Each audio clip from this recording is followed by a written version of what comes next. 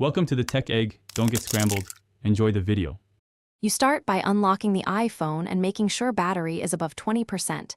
This prevents interruptions. Next, go straight to Settings, then Face ID and Passcode, and enter your numeric passcode when prompted.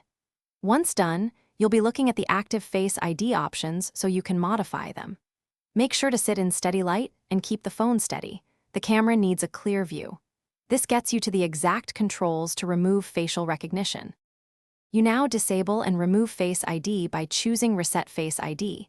Tap it and confirm the deletion to remove the stored biometric data. If you prefer granular control, toggle off iPhone Unlock, iTunes and App Store, and password autofill so apps and purchases won't use Face ID. Once you confirm, the device removes the biometric template, and any previously enrolled faces are gone. Make sure to wait for the confirmation dialog to finish, so you know the data is cleared correctly.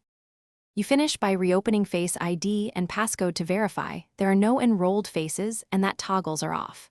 Once verified, set or confirm a strong numeric or alphanumeric passcode to maintain security since you removed biometric access.